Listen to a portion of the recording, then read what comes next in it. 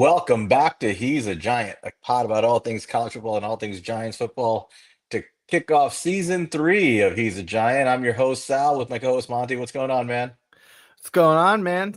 Season 3. I was like, is that right? I tweeted out earlier. I'm like, is this really season 3? I'm like, oh, slowly shit. We're already in season 3. Only took till season 3 for us to get our quarterback, but we have one now, and we're gonna talk about that in a little bit because that's been fun to watch this preseason. But yeah, man, happy to be back. Another season, a little bit.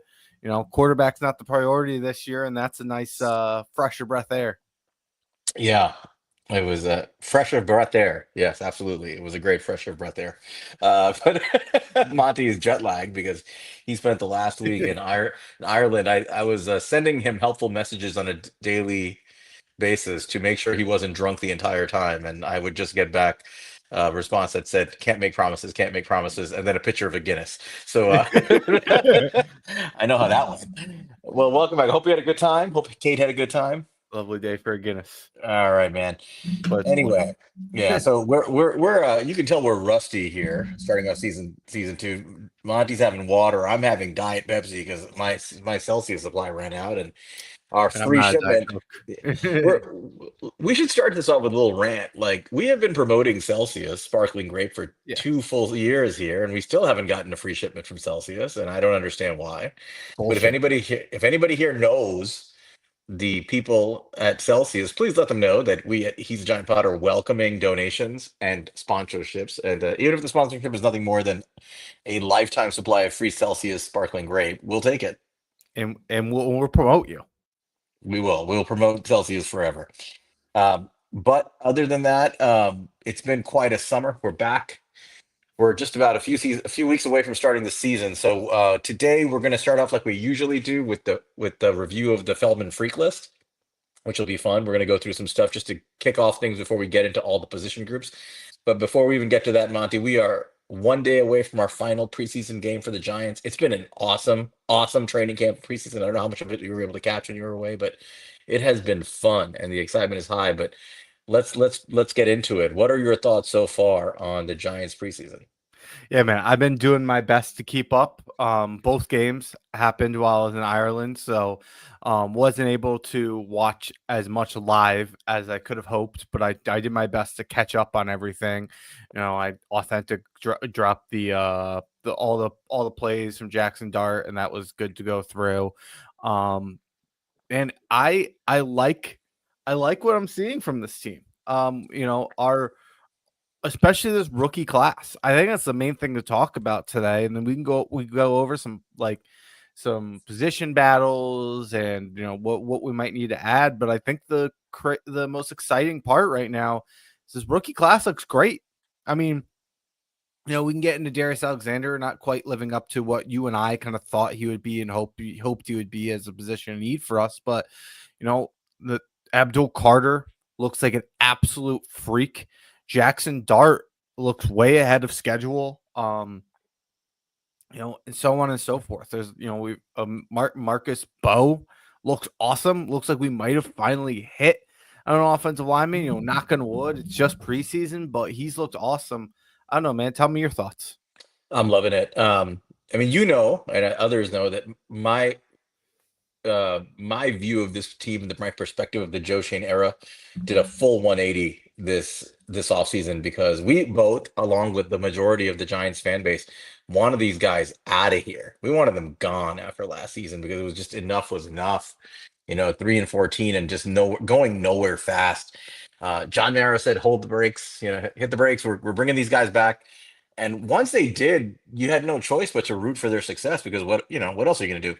But man, they have rewarded John Mara, in my opinion, so far with the way they have conducted themselves from the end of last season to this point in the preseason.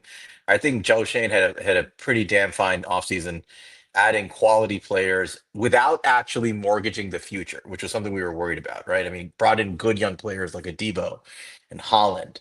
He brought in a couple of D tackles. Well, to be seen whether or not they're going to be impactful. But Roy Robertson Harris actually looks like he's going to be a good player for us. Yeah. And and he brought in some depth players.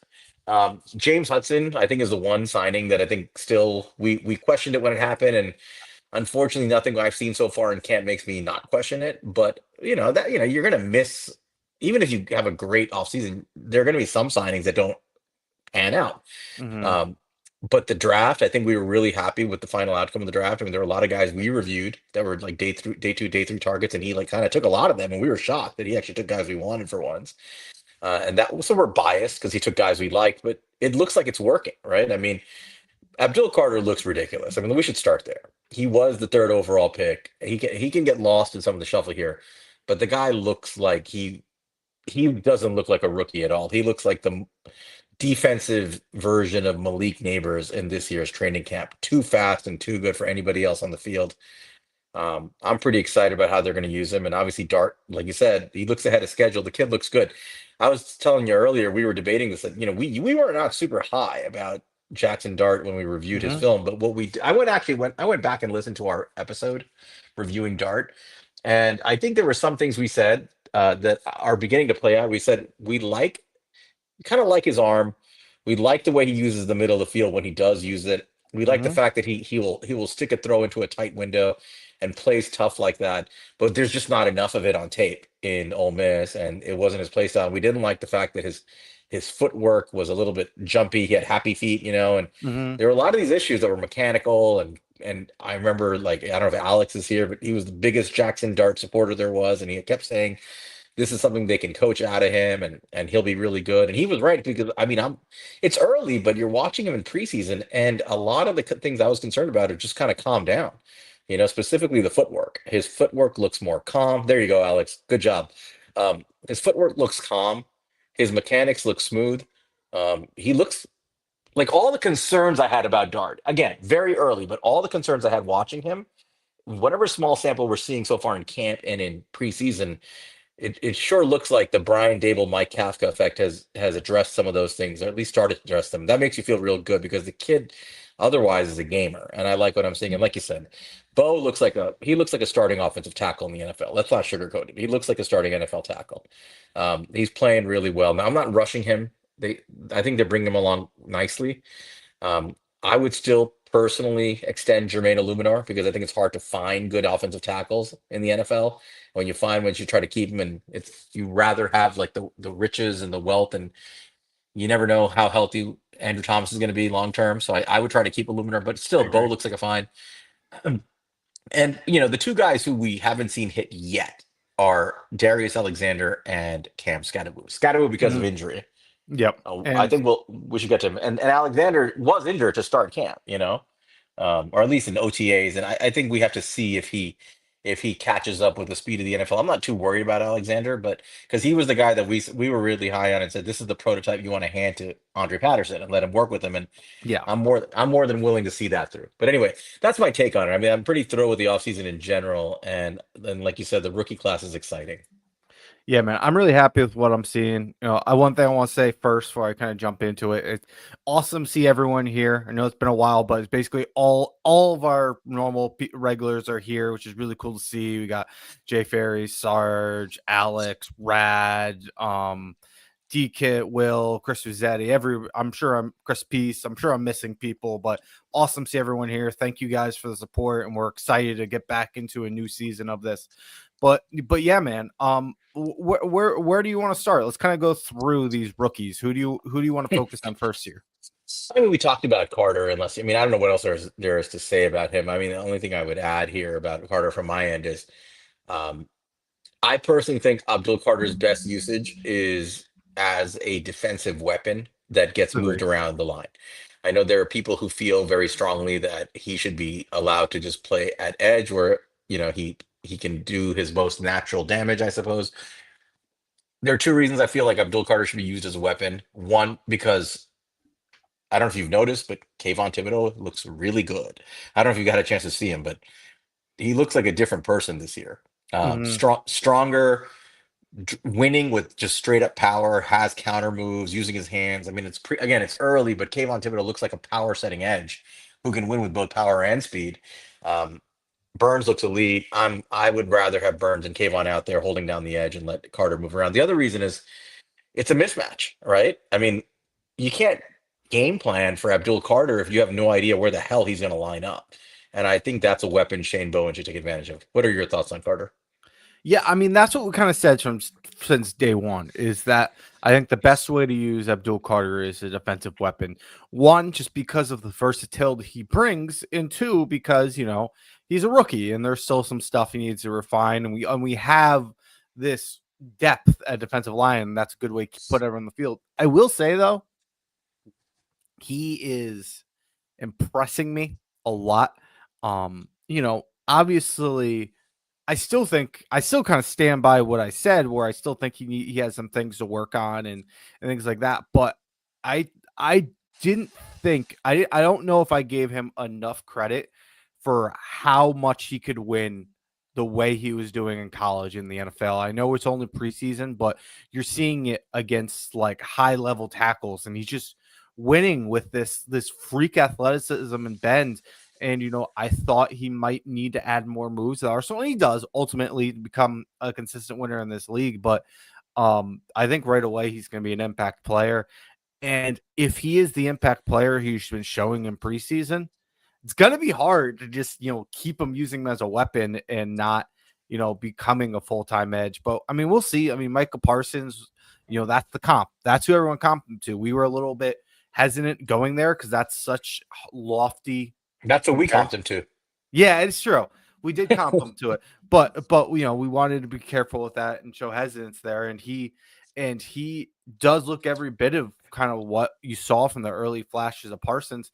That's what the Cowboys used him the first year. He was a weapon. He was an off-ball guy. He was a situational pass rusher, and they used him all over the line.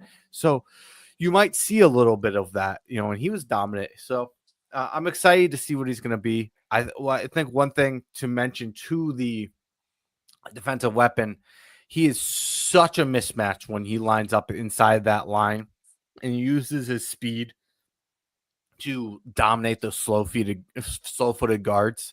That's gonna be tough for those guys. Well, and he's doing it lining up behind Nacho. I think I don't know if people have discussed it enough. What does an offensive line do if you've already got to commit a double team to Dexter Lawrence? And now standing right behind him, attacking the A gap is Abdul Carter. Like how exactly do you handle that? So I'm very curious to see how Bowen uses this, but I'm with you. Like let's just move him around and see how it goes. And I'm pretty bullish on Kayvon, so that's kind of the reason I do want to see that. And I think that kind of handles even like we should probably talk about the position groups a little bit also, but that kind of handles the edge room, right? I think we feel pretty strongly like let Abdul Carter like just work his way in while Kayvon and Burns kind of hold it down. I feel like that's our best bet to start the season at least. And look, there can be a rotation. I mean, this isn't anything new to the New York Giants. We've seen 3 good edge rushers, even 4 good edge rushers on this team. That gives these guys a chance to breathe and be as dominant as we can hope they can be. So Dart is the next guy. I mean, I think we almost can have a whole episode on Dart, and we just talked about him. The only thing I'll add about Dart, other than being thrilled about what I've seen so far, is I do still believe that he's a kid that needs some time to develop. I agree. And you see the talent. It's there. I think they can be really, really good. I would be patient with this. I would let Dable and Kafka develop him. You've got 2 good veterans on the team who can play in front of him. Nobody will be more enthusiastic to play Dart earlier than Brian Dable. Dable's his biggest fan, even bigger than Alex. It's Dable, Yeah, it's true. and so I'm not worried about when the kid's going to play. I know when Brian Dable feels like Dart's ready to play and he's their best option, he'll put him out there. So I'm perfectly happy with him just sitting, doing scout teamwork and learning behind veterans. That's all I want to see, because my view now on his upside has changed. I really feel like the upside is higher than I thought it might have been. Yeah, I mean, look, he's a guy that we always could see being a starter in the NFL, but he is a guy who's shown a lot of growth already, which I think something that you and I talked about, and we said the biggest disappointment of the Dable era would be if he never got a chance to get a quarterback, and we didn't necessarily agree with bringing back Dable at the time because I'm still not sure if Dable's going to get the time that I would hope he gets with Dart. If Dart doesn't show something the team doesn't see, I still think there's a couple factors there. Personally, that's a conversation for another day. But I think you're seeing why we wanted Dable and Kafka to get time with a guy with their own quarterback, because you can see how much Dart has grown. There was a lot of talks about how Dart, looked. He had a lot of question marks when he first came into camp.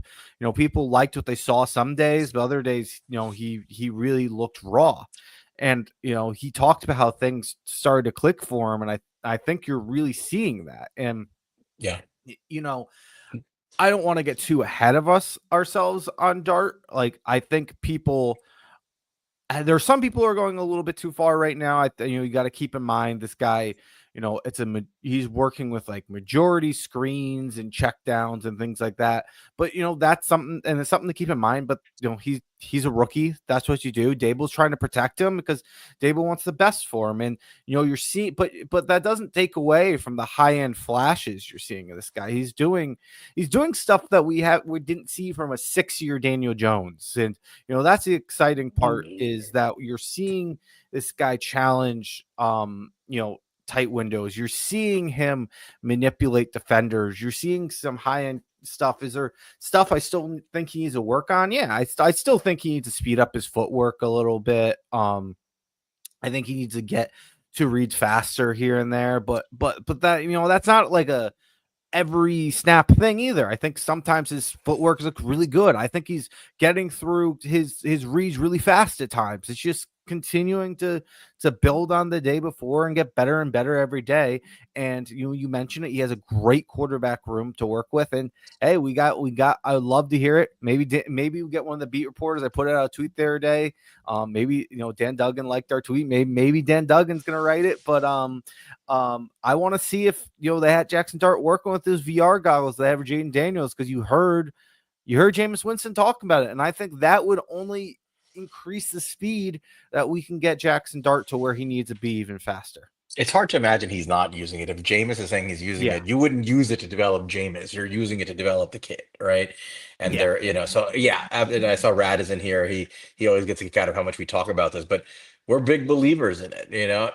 All you have to do is go back to the 2024 draft process and read the article by The Athletic on Jaden Daniels' growth using those VR headset glasses developed by a German company, under the guidance of Jack Mariucci at LSU, and how Daniels himself says that he felt his game improved by a factor of 80% because of use of those goggles. It's a shocking number, right? Mm-hmm. And he still uses it. Like Daniels is every using day. it every day. He uses it, and and then it's. I don't think it's not all that obviously. The kid is talented, but it's hard to ignore something like that when he's attributing it to his growth, and it's out there, and it has helped soccer players in Europe. You're talking about young people who have developing brains, and you're trying to improve their decision making and processing speed, and this is a tool to use it. I'm glad the Giants are doing it. I do want to hear from Duggan how much it is being used with Dart and how Dart himself is using it and perceiving it, because I think it's something big. We know also that JJ McCarthy was using it last year while he was rehabbing and he couldn't play. So it's just something you're going to see more and more of in the NFL. Let's move forward with this.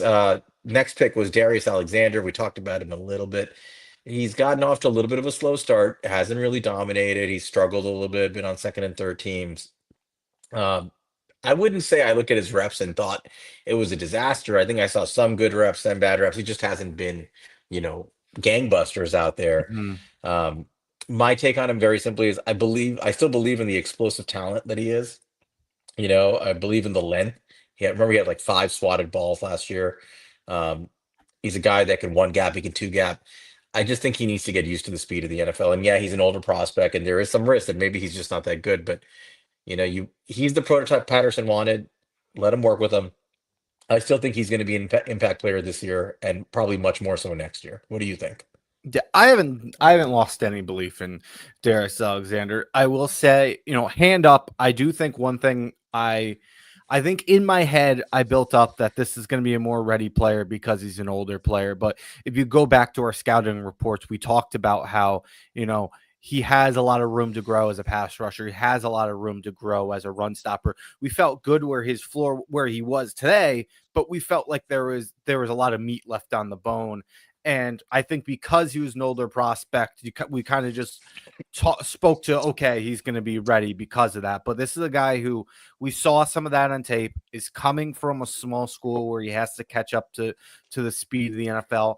But, this is a guy who, physically comps to a guy like Leonard Williams. And this is a guy who, if you look at the type of defensive lineman the Giants have tried to bring in the past, who we purely have just brought in like body types. We've spent 6th-round picks on these guys. We didn't, we didn't get good players, but it's who Andre Patterson wanted. They fit the type that Darius Alexander is, and they finally got somebody who has the film to go along with that. And, Joe Schoen talked about how Darius Alexander was a guy that Andre Patterson liked and wanted. And I think you got to give Andre Patterson time to develop this kid. Was I hoping that he'd be more of an impact player this year? Absolutely. Did I think he'd be further along right now? I did, but I still think this is a piece long term for us. He also doesn't have to start. I mean, so let's be honest. I don't know who their rotation is going to be, and I'm not sure that they have everybody in the building that they want ultimately. There are guys out there that I want to get. As I told you before the show started, I tweeted at the agent for Leonard Taylor, and I said, get him over to the Giants, because the Jets, it's another story, but the Jets added 2 D tackles via trade today, specifically to be run stoppers, and they have shoved LT3 way down in their depth chart. For those who don't remember, LT3, Leonard Taylor III was he was a little bit of a phenom of an interior D lineman at Miami, and he was in the top 5 of the pre-draft process before the 2024 draft, and he was used out of position in his draft year. It was used mostly as a nose, and he's not a nose. He still racked up something like a 12 or 13% pressure to sack, what do you call it? Pressure to snap rate. And very impressive stuff, but because he didn't test well athletically, he failed, became a UDFA. Looked impressive for the Jets last year as a UDFA and camp, and they were grooming him, but he may not make the team, it looks like. And that's the kind of guy like I would like to take a swing on. The Giants are 3rd on the waiver wire, however you do it. I would like to get a guy like him. We just spent a week practicing with them, so the Giants did get a good look at him. I hope they liked him, but that's a talent, right? That's a guy who has pass rush upside, and he was a good run stopper at Miami. So I wouldn't mind bringing a guy like him in and just letting him compete. He's not a starter right away, but that's the kind of player I'm looking at, unless you're going to just go sign a veteran if you're going to find somebody just to be a run stuffer. But as mentioned in the chat, Roy Robertson Harris has looked good. He's looked good in game action. And sometimes these veterans, like in one-on-one drills and stuff, you're not going to see it, but when you put him in a real game, it shows, right? So he looks like he's going to be good, and obviously with Dexter, I think we're okay on the interior. We could obviously get better. I'd like to add some upside, but I think the point is Darius Alexander has some time to develop. If he's not ready to start right away, that's okay. Let him develop. I'm still bullish on his upside. Yeah. So I agree with you. So we can go to the next guy here that we drafted. Not too much to talk about here because he's been hurt, but Cam Scadaboo is probably the next guy here. And he just came back to practice, and they had him as a full participant.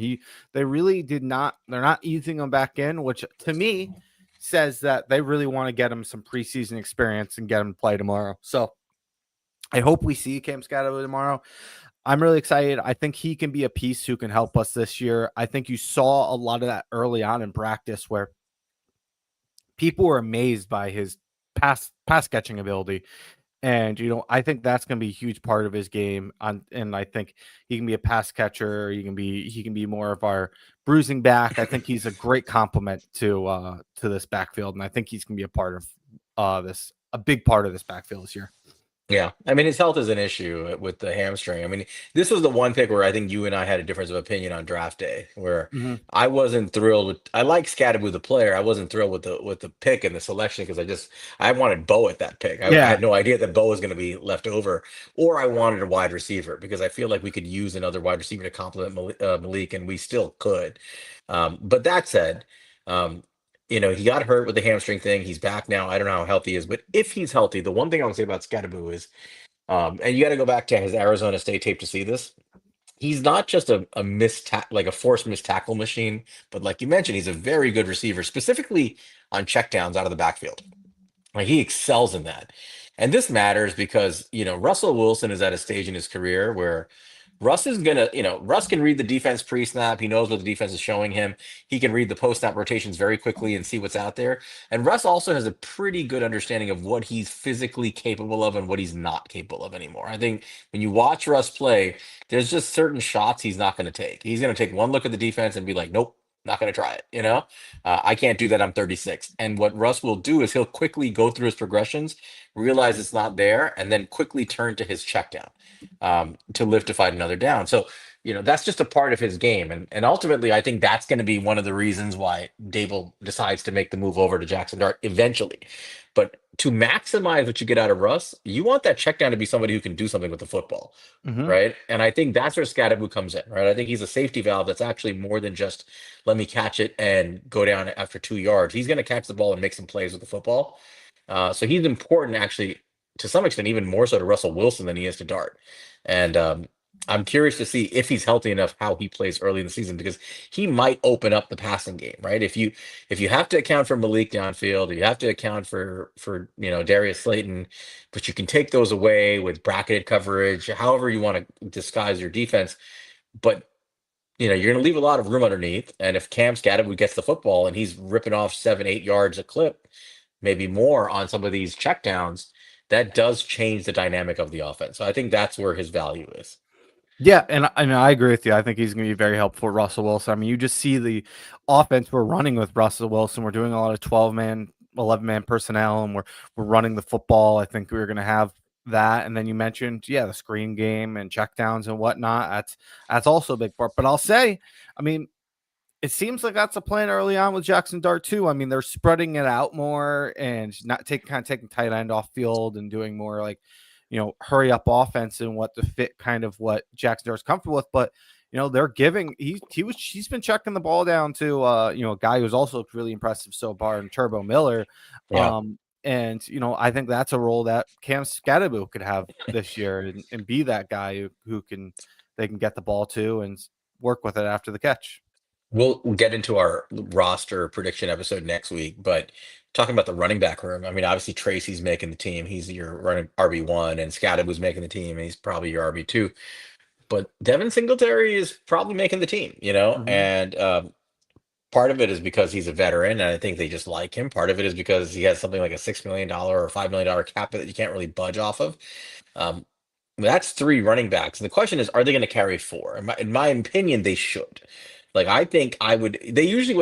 What they typically do, Monty. What I've seen them do is typically carry a total of seven running backs and tight ends. Mhm. Um, and Across the often board, it's yeah. it's often it's four tight ends and three running backs. I personally feel like we should go with four running backs and three tight ends right to start off the season. We'll get into that next week, but I don't want to see Turbo Miller not make this team. I think he adds a speed element that is very useful, and um, if Scadaboo and Miller are both there, I'm okay with it. Figure out a way to use them. I don't see as much differentiation in the tight end room where I feel very strongly that we have to carry four. So, I feel like we should try to, the bottom line is to me is like, I think we should keep all four of these guys in running back. Yeah, like you said, we'll get into this more next week, but I completely agree with you. I think it'll be four of one, three of the other. I would keep Turbo Miller with some of Cam Scadaboo's injuries this offseason. That's one reason to do it. I think the fact that you could use Turbo Miller's been working as a kick returner. That's something we talked about when we talked about that last time we were together. I think that's a reason to keep him. And then look, man, I mean, you're gonna cut guys, and I don't know who's gonna be on the practice squad, who's not, but at this point, like Bellinger, Dulcich, like they're good guys, but if you lose one of them, I'm fine having the other guy. Like, Yeah, so I agree. All right, next draft pick was Bo. We went over him, but basically looks like the goods, man. When we went over Marcus Bo, especially when we went over him with Justin, when we did the crossover episode with him on Talking Giants, we were psyched about him, and I think I actually went back and listened to that episode. I comped him to Zach Tom, and I said I can see a guy who could become a great center if they decide to make that move. But they said the same thing about Zach Tom because of his mhm. measurables, and he ends up being like a really damn good NFL tackle who got a second contract, and he's a starting left tackle on the Packers. Um, it's playing out very similarly, you know, athletic, balanced, great footwork, mirrors guys, has a little bit of a mean streak. Not necessarily the most powerful guy, but he still wins, and he just looks like a good NFL tackle. Yeah, man, I agree with you. I think he's everything that we hoped he could be, and more so far.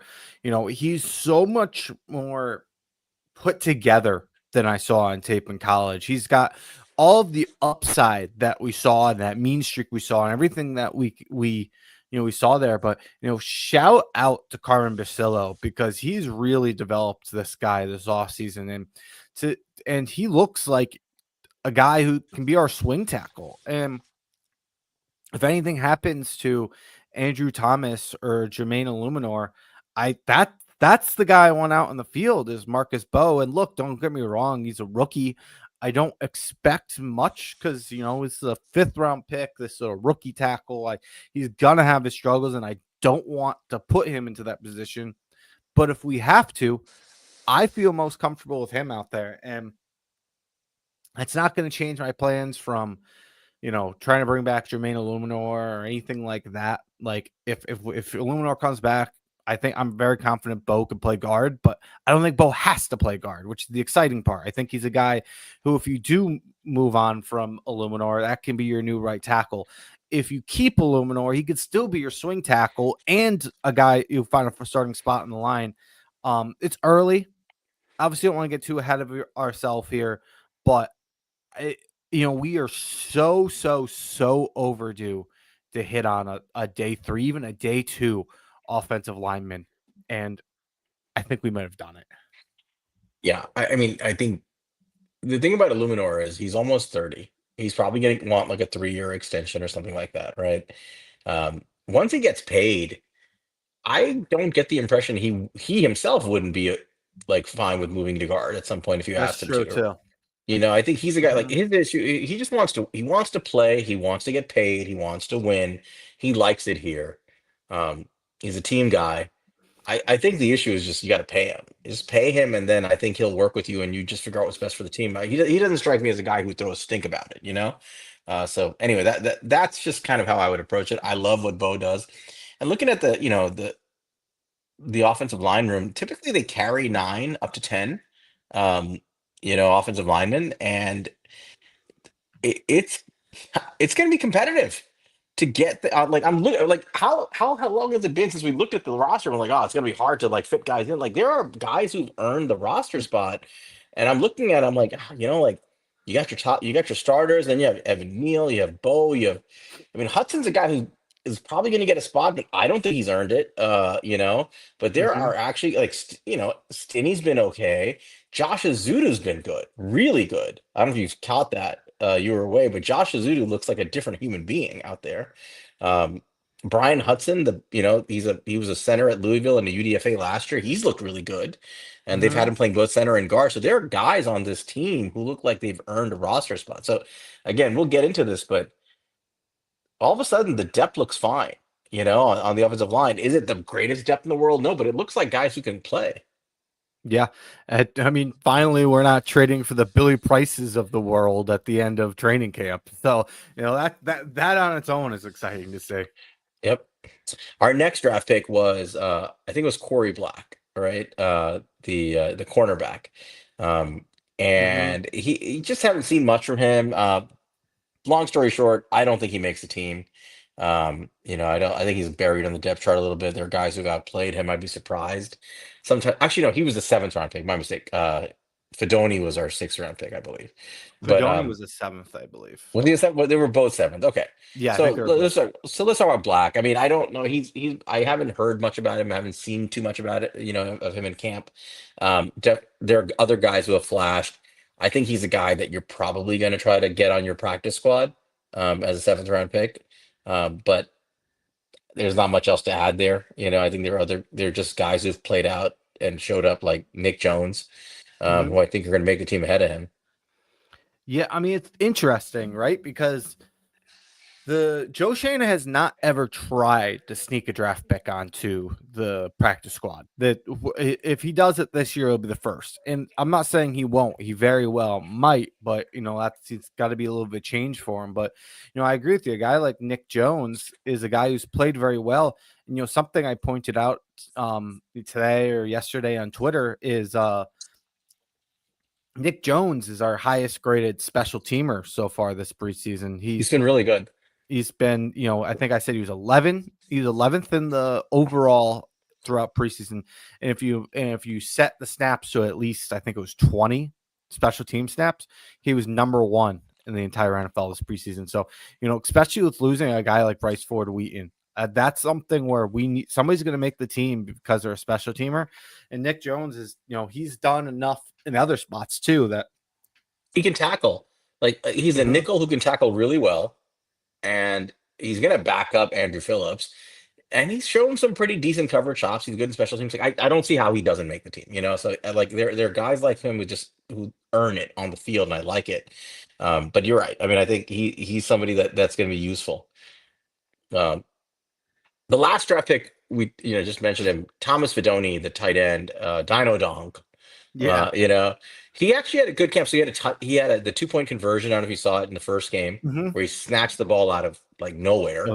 The, Yeah. the dude has pterodactyl arms. He's like 84, 85-inch wingspan, Mhm. 34-inch arm length. Like he look freaking like a tackle arms, and he can snatch anything out of the air. And people forget he was the top high school recruit at tight end the year he came out, Over ahead Brock of Brock Bowers. Bowers. You're right. Yep. Brock Bowers was number two. He's been just decimated with injuries, and that kind of wrecked his career. But he's still a good receiver, and I think they like this kid. I like the kid.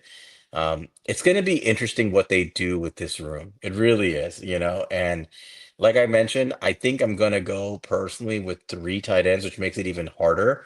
But Mhm. I'm not sure they're going to do that. They may say, let's go with 4. Um, I like Fedoni. I'd like to keep him, but ultimately, I think he might be headed for a practice squad. I don't know what you think. To me, I don't know what they'll do, obviously. Nobody does, but for me, it's an easy decision. To me, I would do Theo Johnson, Chris Manhertz, and Thomas Fedoni, and I have no doubt about that. I mean, like to me, like I like Greg Dulcich, I like Daniel Bellinger. Daniel Bellinger, unless he takes a pay cut, is gone, in my opinion. I think he will. Most I like think he will take a pay cut if it means that's it makes that's him where awesome. that's where it's going to get interesting. If he does take the pay cut. And I think he would. I mean, these guys have got. I mean, it's the issue with these playtime incentives for these but roster bubble guys. They basically have to take a pay cut, or they're not going to make a team. It's similar with a guy like Darius Slayton. But it's going to get interesting. I think you're right. I think if he takes the pay cut, which he should and probably will, that could change things. But I would still keep Thomas Fedoni over him pretty easily. What if they don't offer it to Bellinger and they're just like, we know you're going to take the pay cut, so we decided that we're just going to save the money and go with somebody else. I just don't know what they're going to do because I think a Yep. lot of these guys are so similar. They just drafted Fedoni. Maybe they stick with him. Dolchich has flashed. He's been really good. Yeah, he has been. And so it's going to be interesting to see how they handle this. Also, somebody I know. Sorry, I'm forgetting your name, but somebody in my mentions, if it was today or yesterday, mentioned something I didn't even think of.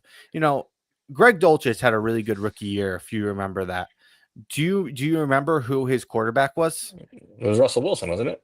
Yep, Yeah. worth considering. Yeah. I mean, it's going to be interesting. There's not a lot separating those 5 guys in the tight end room. There really isn't. And Mm-mm. the only thing honestly, The only one who differentiates himself from the others is actually Chris Manhurst. I That's agree. it, because he's an elite blocker, and that's it. But it's going to be really fascinating to see how they handle this. I'm okay with whatever they do, honestly, because I don't think one way or another it's going to be that big a difference. But I'm really curious what they value. We're gonna find out next week. Um, It's the most competitive room we have, which is probably because the room isn't that good in the first place. But it's a competitive room nonetheless. exactly. All right, so that's our rookie class breakdown and some early. It took us 40 minutes to get through it. We're never really good about being quick about things here, No. but um, there's a lot to talk about. I think next week, once we get through this game tomorrow, and I do believe some moves are going to get made before the waiver wire stuff happens on Tuesday. Joe Shane has made trades prior to the waiver wire cut down day the last 2 years. Last year, he traded Jordan Phillips to the Cowboys, got that extra pick, which kicked Hmm. in because the Cowboys played him a couple of games. And the year before that, we traded a seventh round pick for Isaiah Simmons. So wouldn't shock me if Joe Shane got ahead of this and said, he's going to target one guy and just go after him via trade.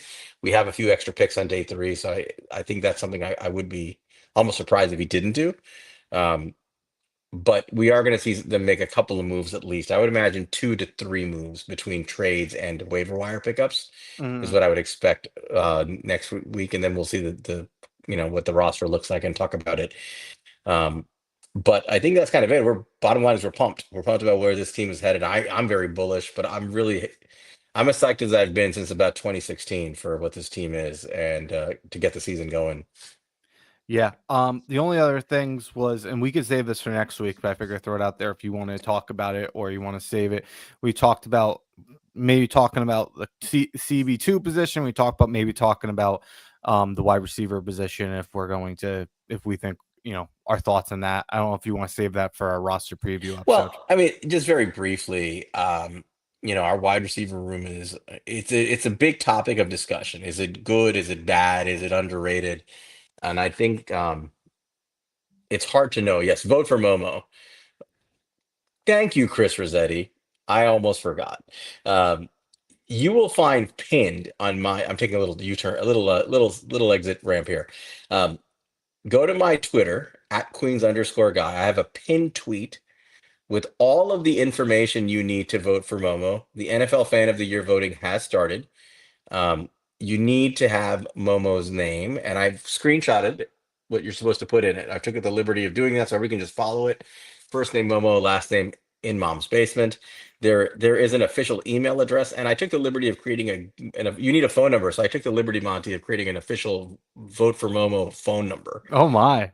Yeah, and it's all in the screenshot. So use it when you enter your official ballot for Momo as fan of the year. Let's get him over the top. The winner gets to go to the Super Bowl. So if we can get Momo to the Super Bowl where we force John Mara to have to like shake his hand and meet him, I mean that's a big win. That might be the biggest Giants Twitter win since we got Joe Judge fired, right? Like it would be a great moment. So please vote for Momo.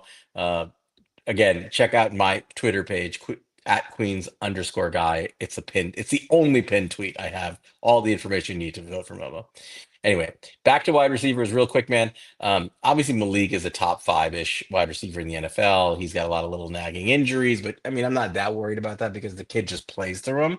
What I'm worried about is what happens if he can't, right? And we don't have a ton of big time weapons other than Malik. I think if Malik's on the field, Slayton and Wandale and Hyatt, Bull Collins, like whoever makes the team, it's it's a perfectly acceptable complement of players as long as Malik Mhm. Neighbors is on the field.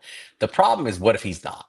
What are they Yeah. without him? And that's my concern. So it's not easy to fix this problem. It may just be it may be one of those things where you got to wait till next year's draft, right? Or the Mhm. offseason to figure this out. But there are teams that have strong wide receiver rooms that are going to be looking to move guys, like the Packers, maybe the Bucks. Um, I this is a place where if I'm Joe Shane, I'm calling around. I'm thinking if I get my hands on a wide receiver, right, for a pick, I'd be willing to trade like a real pick for a real starting caliber wide receiver and push somebody else down on the depth chart. That's my take on it. Yeah, I'm still interested to see if anything ever happens with Gabe Davis. I mean, there's the connections are so clear there. He fits kind of what we're looking for from like a big body guy. He's a good run blocker, whatnot. But I don't know. I think the big thing here is I think they want Jalen Hyatt to win the job, but he missed that first preseason game. He has not his entire career has not lived up to what we've hoped. And it's gonna come down to if you feel like you can trust Jalen Hyatt to be your wide receiver four. Yeah, and that's the big question, right? Mm-hmm. Because he's next man up if anybody goes down, and that's the question: is do you trust Jalen Hyatt to be a starting caliber impact NFL receiver, not just a wide receiver four? And if you do, okay, you roll with it. But if you don't, you're gonna have to make a move. I think they're gonna have to make a move personally. I mean, I'm okay with having Hyatt there because you never know when you need somebody, but I just I would feel a lot better about this team if we got ourselves another receiver. I'll put it that way. Um, Mm-hmm. guys like Romeo Dobbs, who may or may not be on the block, um, or Dontavion Wicks on the Packers, also, who may or may not be on the block. And hell, if you want to swing for the fences, I mean, would the Saints entertain trading Chris Olave? Right? Yeah. I mean, that's the one. That's the big one, right? And I think there's some rumblings that they might. I don't know what it would cost if Chris Olave didn't have Tua brains. He would cost a first round pick, no doubt about Yeah. it. But he's not gonna cost a first round pick, right? He'll probably cost a second round pick, maybe a third round pick. I don't know. Then again, he's very similar in production to George Pickens, and George Pickens went for a third, right? Mm-hmm. And I think he went for like a third and a future pick or something like that, future day three, something like that, or a pick swap. What if you could offer a third? We don't really have our third, but Yeah. something We like don't. that. Yeah, but we could figure something out, right? Or a Mm-hmm. player plus something. So there are players out there I'd like to go get. That's how I'm looking at wide receiver. Yeah. I mean, it's interesting. Chris Olave, I know there were some rumors out there that we reached out about him. I think he fits the prototype of what Dable likes, more of a separator, route runner. He would be phenomenal, but yeah, he's risky. He's very, very risky. Yep. All right. We're about 47 minutes in. That's all our Giant stuff for now. Um, as promised, we want to kick off our college football portion of things with going over the annual Feldman Freak List. So we're not going to go over everybody, but Monty was kind enough to compile a nice little spreadsheet that we're going to use as our template to go over position by position, just one or two players per position. So why don't you kick it off? Sure. So I just went ahead and did the liberty of picking one player for each position from the Feldman Freak List. Just somebody to watch out for, somebody who's draft eligible. Not everybody on that list is draft eligible. So, just try to give you guys thought we did a little bit like this last year. So, let's just start out with the quarterback position. Obviously, not a position that we expect the Giants to be in. You never know, but no, don't expect the Giants. Hope the Giants are not in here. So, um, the first quarterback is LaNorris, quarterback at South Carolina. He's one of the big names this year. If you're following college football, if you're following the draft, that's a name to watch because a lot of people think he could end up being quarterback one in this draft. He's 6'3", 240 pounds. He was a 3-star recruit, and he's a redshirt sophomore. Last year he was National Freshman Offensive Player of the Year because he was redshirt freshman. He was second team All SEC. Coaches had him third team All SEC, and he was SEC Freshman of the Year. Just some notes they had on the Feldman Freak List. This guy's a 7% body fat. He squats 555 pounds, and he hit 22 miles per hour in the GPS. Something to note with this, it's tough to keep up. If they mention on the field, I will mention it's on the field. But usually when they say these numbers and don't mention on the field, just means in training. But I can't say for sure. But yes, 22 miles per hour is still very, very, very good regardless. Yeah, Sellers, for those who haven't seen him, he's one to watch all year. Already an elite playmaker at the quarterback position, at his size, his speed, as just a runner. He's really difficult to bring down. He's difficult to catch. He's fast as shit. Um, I think he's flashed as a passer. He hasn't consistently put it together, but Sellers is the guy that probably has the most athletic upside in this entire class at the QB position in terms of being a draft riser. Because if he puts it together as a passer and has a great year as a passer, it's almost hard not to see him go number one overall. Like that's how much upside traits there are here. So yeah, I mean, I don't know how you feel about him as a player, but to me, he's like at the top of my list of players to watch all year for Yeah, the QB position. I agree. I mean, look, you look for these type of traits, and that's what you want to see when if you're hoping anybody's going to put it all together this year, it's LaNorris Sellers because he has all the tools you look for. He has a big time arm, big time athleticism. He has the size. If he puts it together, that could be a very, very special quarterback prospect. Absolutely. All right. Next position, because we're gonna try to keep it like brief and just go through like some key guys at each position. But running back is somebody you guys should all be familiar with. Nick Singleton, running back from Penn State, 6 feet tall, 224 pounds. He was a five-star recruit. He's going into his senior year. Last year he was third team All Big Ten. He won the true freshman All American in his freshman year, and he was AP Big Ten Newcomer of the Year. He set the freshman touchdown record. Benches 435 pounds, not bad. 395 power clean is ridiculous. Runs a reported 4.35 40 despite those power numbers, a 4.18 shuttle time. He broke Saquon Barkley's squat record by hitting 665 on the squat rack at Penn State. No small feat. And he has a reported 10-foot 5-inch broad jump and hit a max velocity on his runs, GPS tracked of 23.5 miles per hour.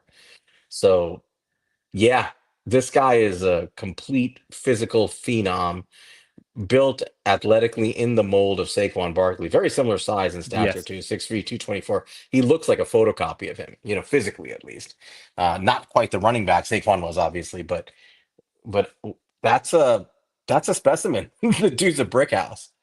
Yeah, man. I mean, I think, he's going to get his Saquon comps. He's not nearly the player that Saquon was, but he's likely going to have a good chance of breaking all of Saquon's record just because of how long he's been. This is going to be a senior year. He's been productive. So you said he set the record as a rushing record as a freshman. He's been productive since freshman year.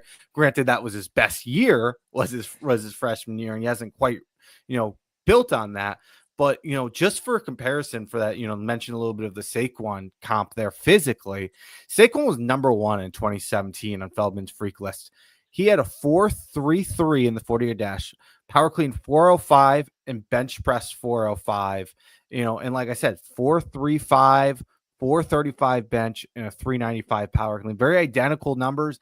And then I don't know, have Saquon's squat in front of me, but like I said, he beat Saquon's squat record. It was very close. So, really, really similar numbers there. Just a physical freak.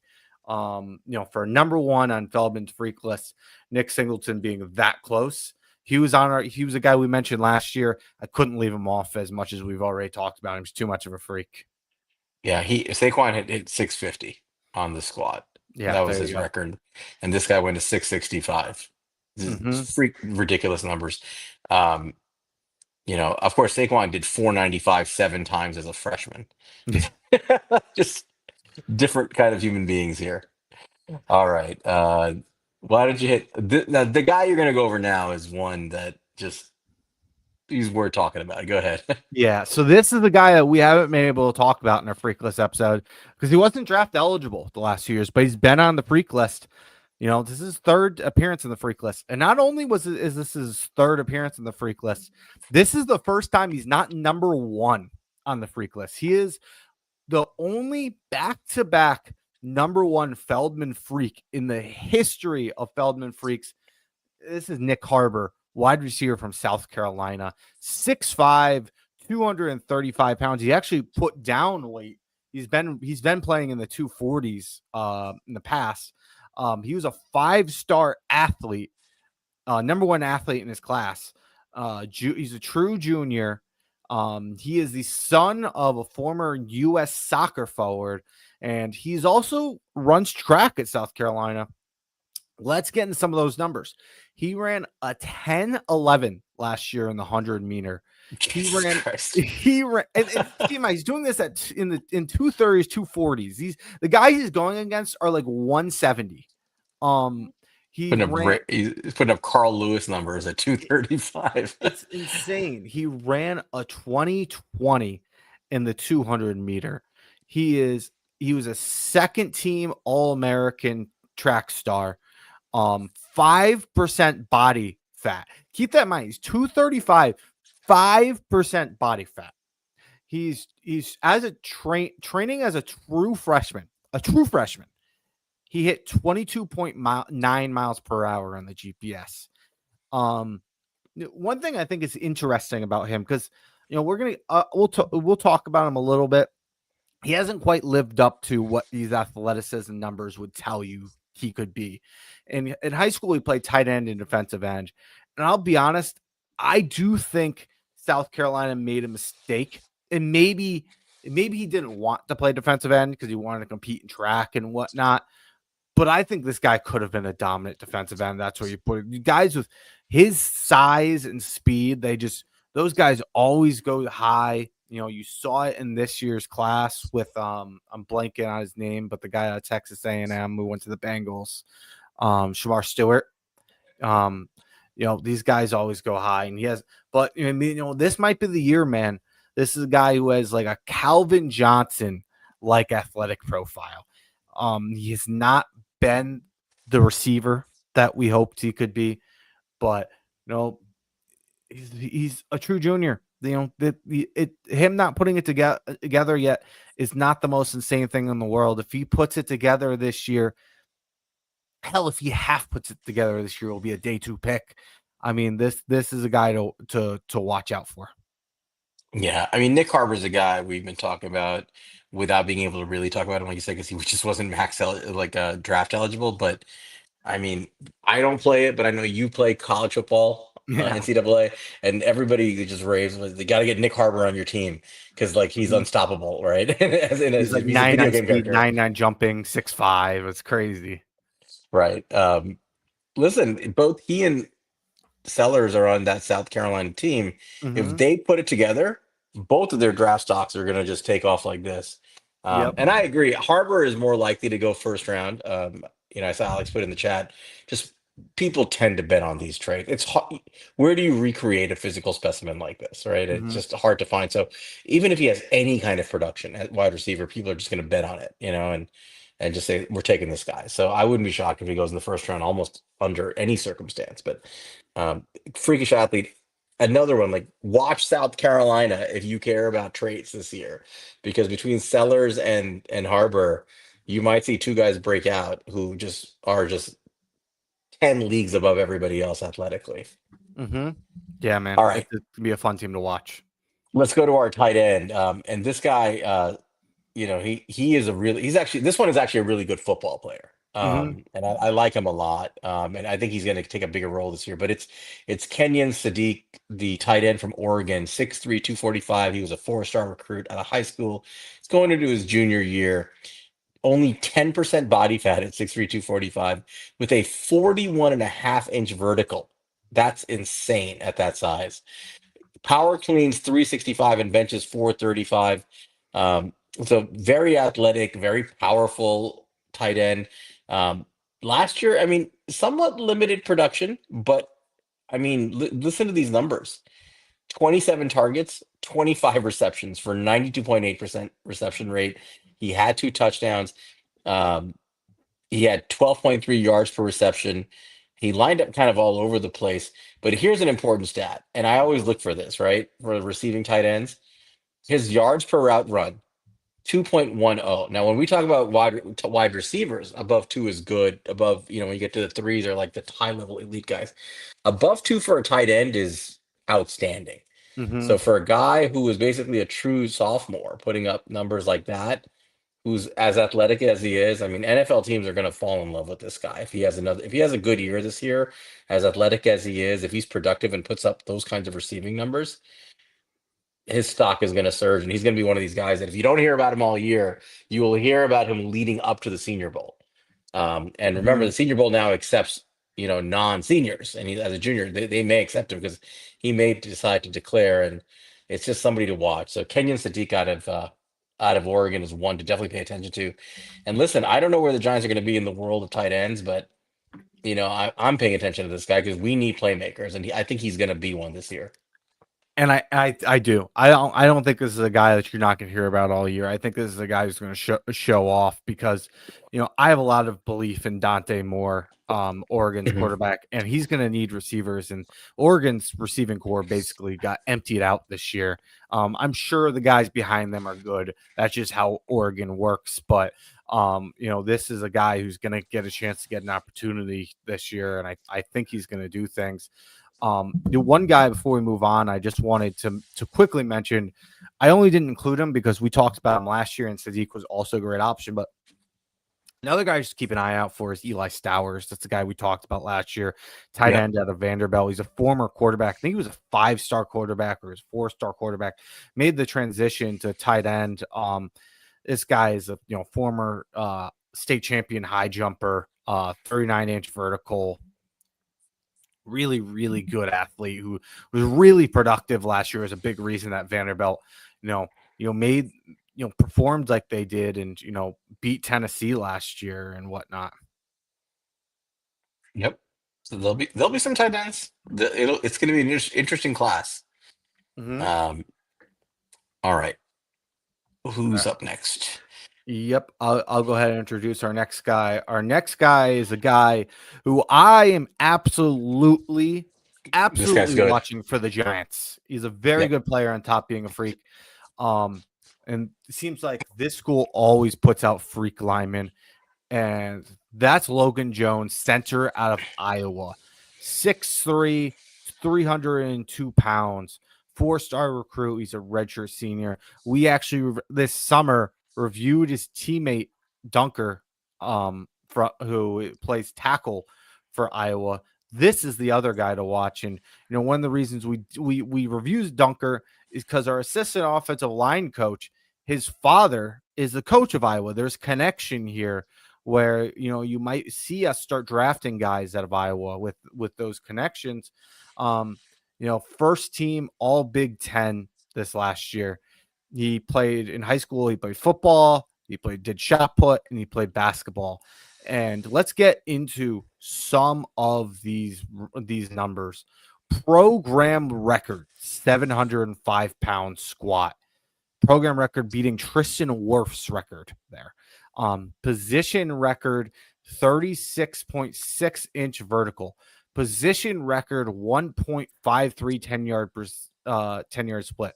Position record, 4.09 shuttle. Position record, 470-pound hang clean. And one thing they mentioned, he was going for the program record, which also belonged to Tristan Wirfs. And he actually broke his hand this offseason.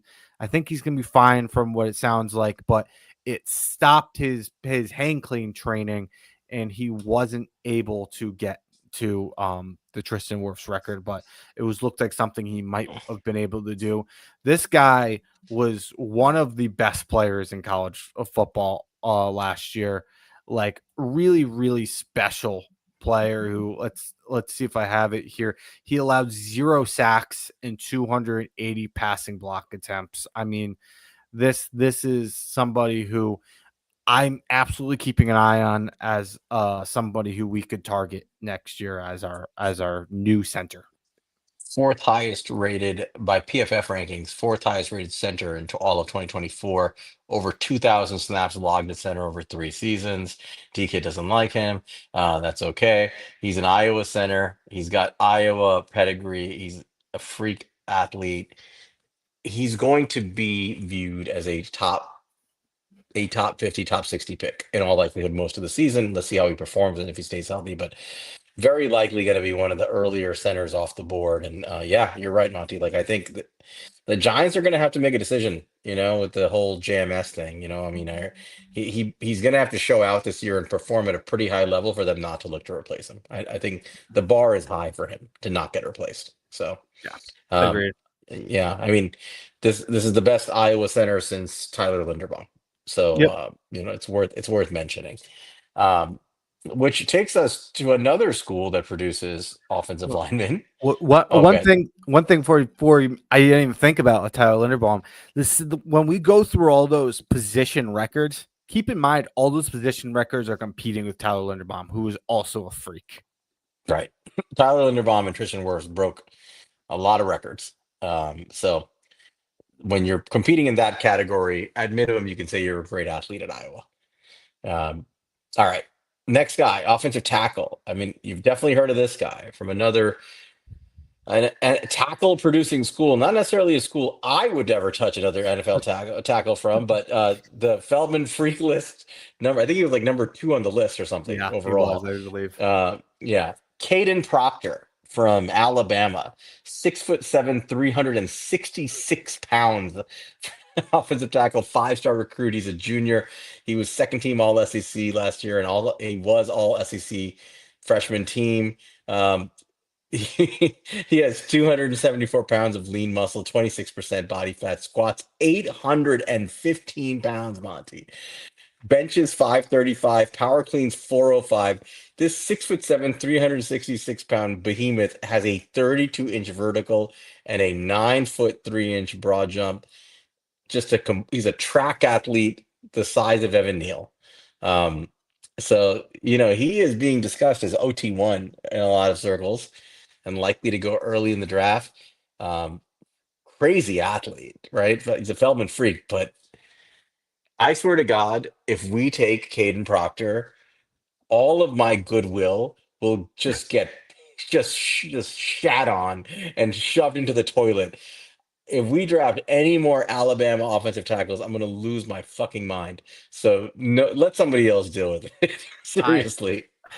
I am not. I hate helmet scouting, but I can't help but to do it with Alabama tackles, man. I've seen it too many times. We've been burnt too hard, especially because these guys are all the same goddamn frame now. I mean, Evan Neal, J.C. Latham, Kadyn Proctor, they all are fucking Alex Feldman Leatherwood. freaks. Yeah. I One can't do after it another. anymore. But Yeah. But I'll say I was thinking about trying to add somebody else. So I'm like, I just, I'm not a big We fan of can't. Alabama tackles. And then I'm looking and I'm comparing these numbers.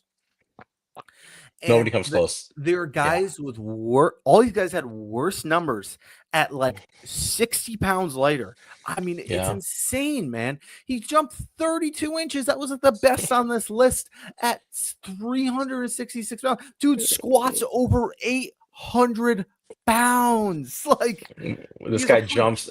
Can you imagine this big fat ass jumps 30 inches, comes down, it causes like a fault line to break and a tsunami somewhere. Like he's massive. Like it's hard to ignore. For the purpose of the Feldman Freak List episode, we cannot ignore Kadyn Proctor. We will hear from this point forward, we shall ignore his existence, except when we review offensive tackles and we have to actually rank him. which may be the first position we do. But then we move on. That's it. That's the last time we talk about him. All right. You're up. We're going to the defensive side of the ball.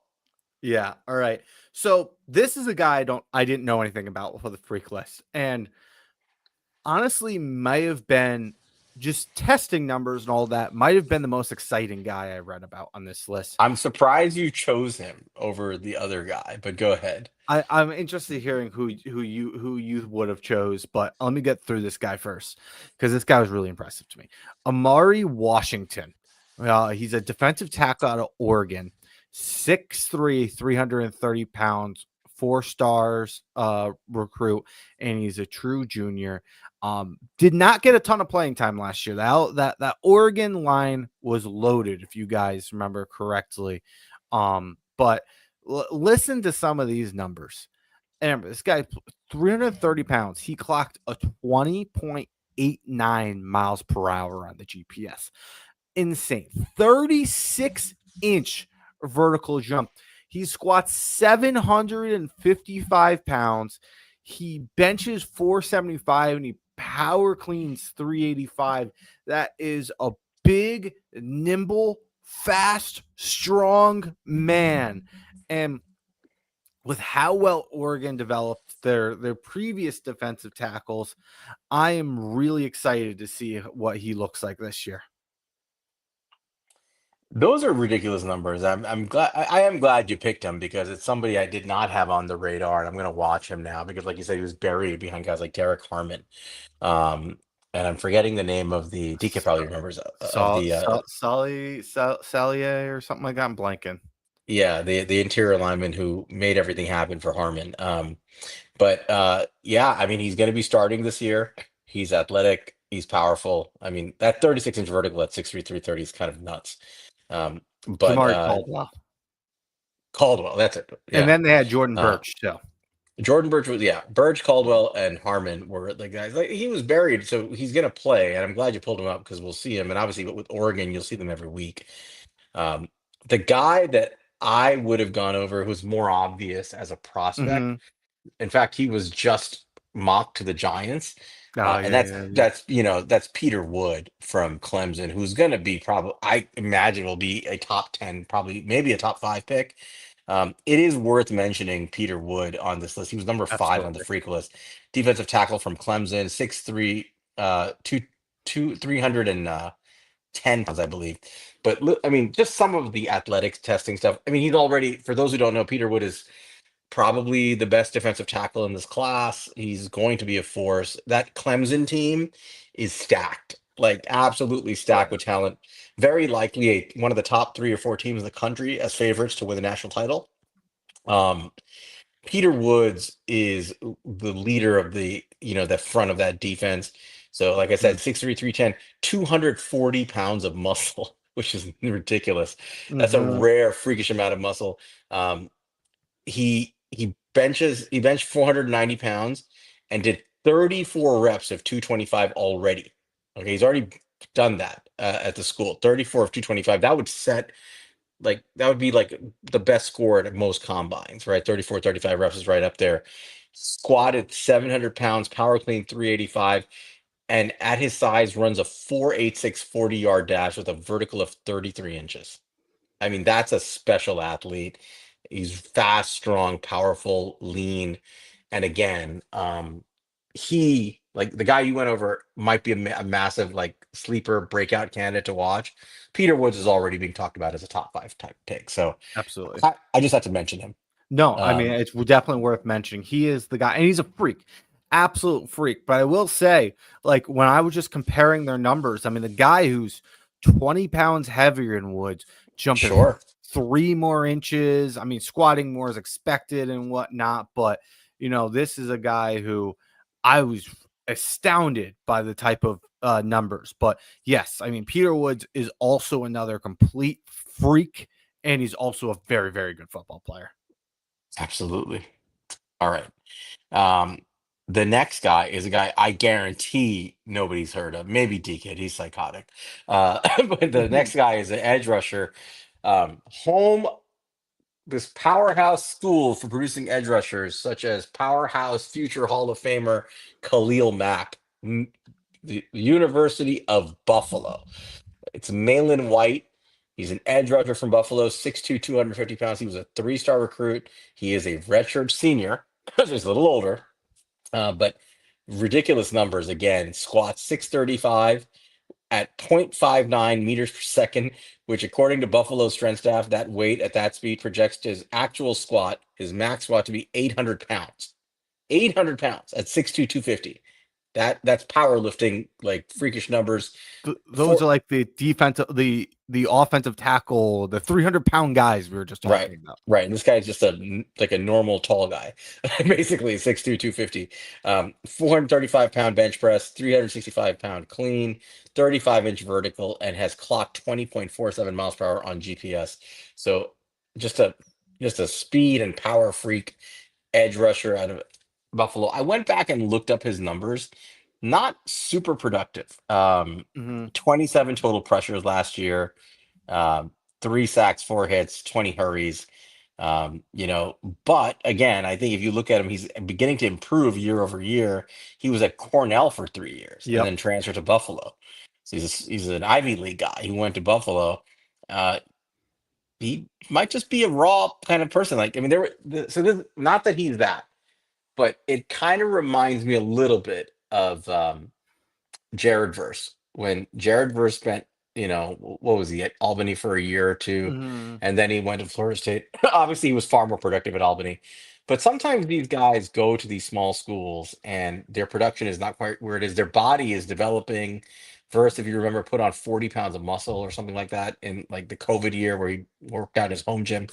Sometimes these guys develop their athletic ability and then they take off. So he's just a sleeper to watch. I'm not expecting him to become like a top prospect, but Malin White out of Buffalo might be the kind of guy who, if he produces and he puts this athletic power and speed on display, would be the kind of guy that you eye for like a sneaky day three pick to get a player. So just keep an eye on him if you guys are interested. Yeah, I was trying to find a good edge rusher to pick, and there's good players on this freak list. It was really heavy on like the interior defensive line guys, more on the edge guys, so that made it a little bit harder. Um, but there wasn't anything that really caught my eye from traits. There was guys, there was I saw like a 22 mile per hour from a guy at Arizona State. Like that's pretty damn impressive. But what caught my eye at this guy was on top of just some good numbers here. 800-pound squat at 250 pounds. I figured this was a guy for sure worth mentioning. That kind of power number at his size, if he's as fast as they're saying, like if short area speed ends up being good, I've obviously never seen him play. Yeah, But these are the kind of guys that again, like they're sneaky prospects to like stash if you can get your hands on them, if they test well, if they get a chance to go to like this Shrine Bowl or something and they play okay. These become guys that you pay close attention to. So it's always fun to find these little sleepers. yeah, 100%. I agree with you. All right, should we go to the next guy here? Yeah, go for it. All right. Our next guy here, and this is one guy I wanted to mention because there's a little bit of relation here with the guy we just drafted. This is Tony Rojas, linebacker out of Penn State. Played with Abdul Carter, 6'2, 230 pounds, four-star recruit, and a true junior. Penn State knows how to get their freak athletes. We've talked about one of them already, and they know how to get their freak linebackers. That is something we've learned. So let's get into some of this guy's numbers. This guy's a former basketball player. He has a 4.37 40 time, jumps 37 and a half inches in the vertical, 10 feet 5 inches in the broad jump. 4.05 shuttle time, which is the best for a linebacker since 2019. He had hit 22.5 miles per hour on the GPS, a 350-pound power clean, and 370-pound bench. This is a guy obviously has a connection with Abdul Carter. Picked up more of a role as a linebacker when Abdul Carter moved to edge. This guy, had some success in as a coverage guy last year. He had 4 passes defended. He had 3 interceptions. I'm sure you have a little bit more about him, but this is a guy I keep an eye on. Yeah, I mean Rojas was a true sophomore last year, and he was able to play more true off-ball linebacker with Abdul Carter sliding, like as you mentioned, at the edge.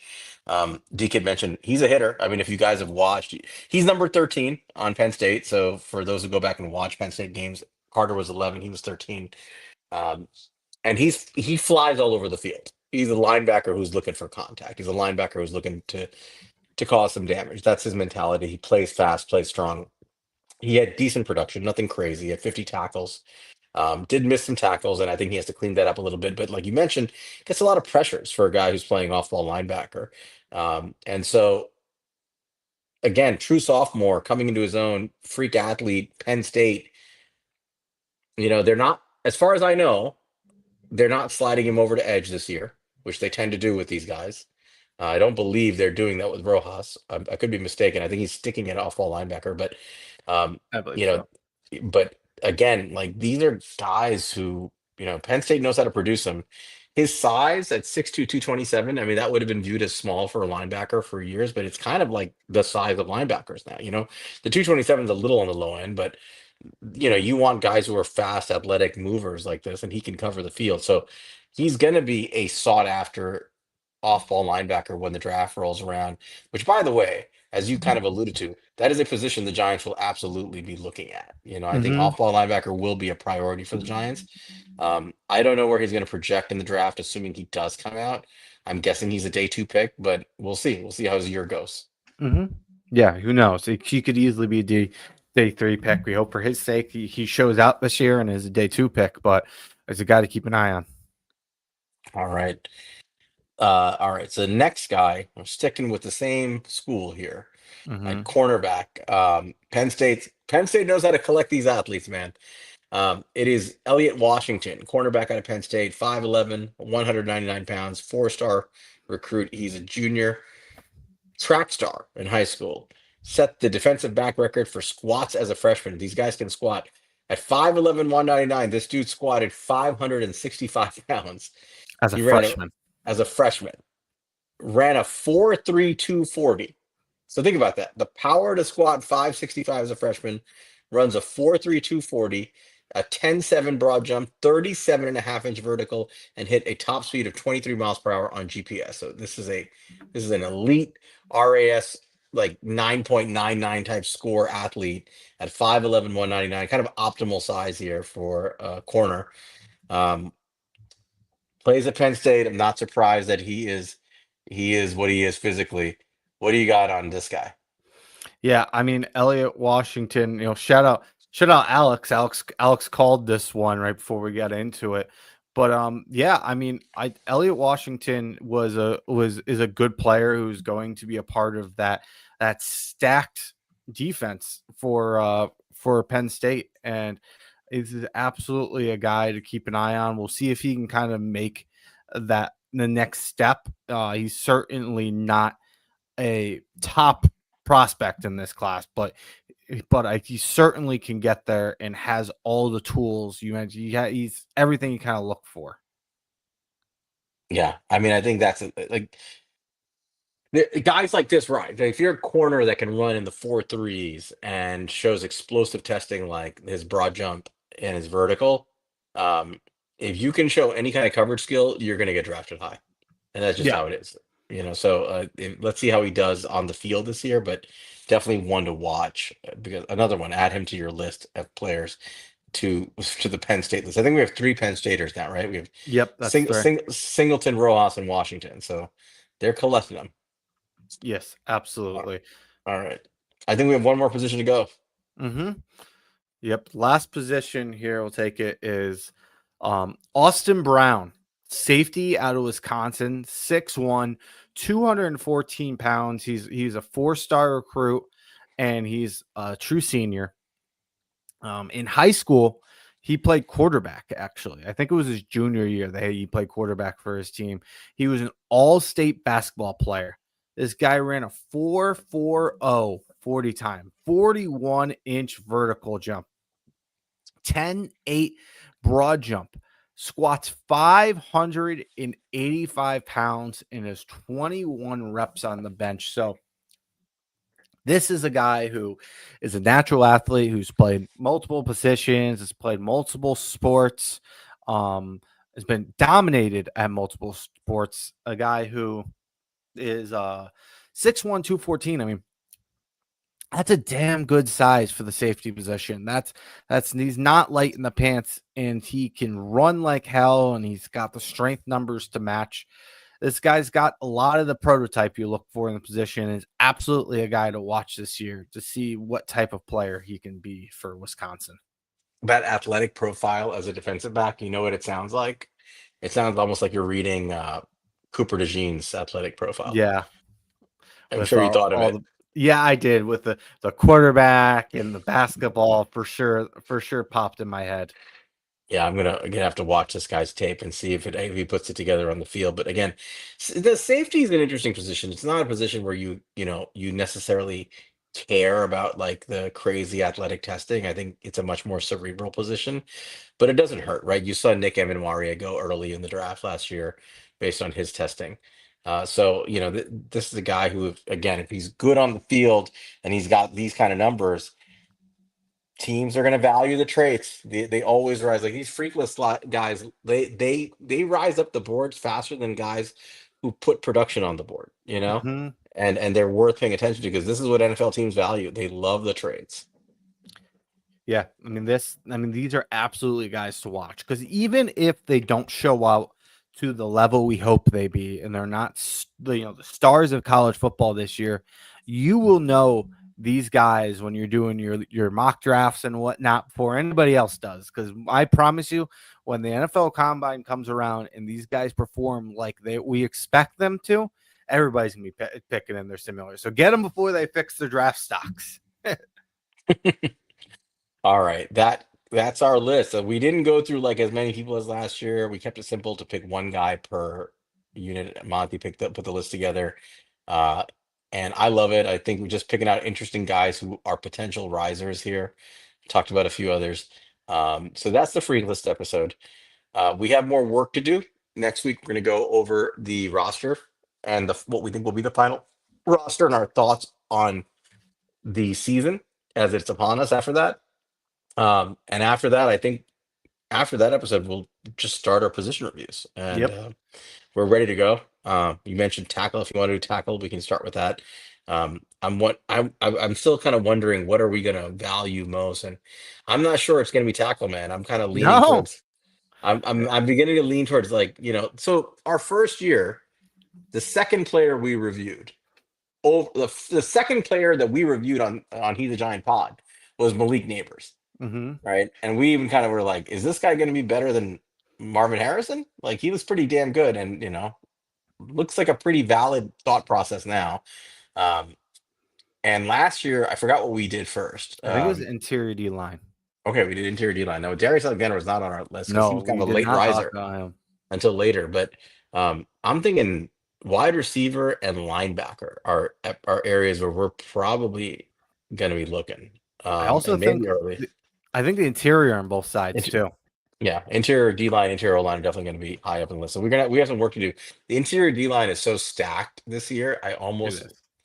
I almost want to give it some time to Mhm. marinate a little That's bit. fair. But yeah, but I think there are some position groups to go over. But we will get to work on that in a couple of weeks. Next week we're just going over the roster breakdown.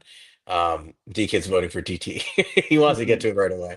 All right. Thank you guys for being here as always. We appreciate you guys. Love having you all back. Um, Before we close out, remember hit the like button, subscribe if you can, tell your friends and spread the word. You can find us at He's a Giant Pod on Twitter. Find me at Queens_guy. Find Monty at MONTECRI5TO. If you need to talk to us, if you have any ideas, just feel free to DM any one of us, or directly at He's a Giant Pod. And other than that, I don't know if you have any other closing thoughts, Monty. Just kind of cap off what you're saying. Just thank you everybody for showing up. Everybody who is really our regulars came here, so we appreciate you. I love seeing everybody interact in the chat. It was a really live chat today. I loved reading all your thoughts and whatnot. So keep coming out, and we're going to really dive into the college football stuff soon. So we appreciate you guys, and we're happy to be back. All right. We will see you guys next week. Enjoy tomorrow's game, and we'll get into the teeth of the season upon us. Until then, go Giants. Go Giants.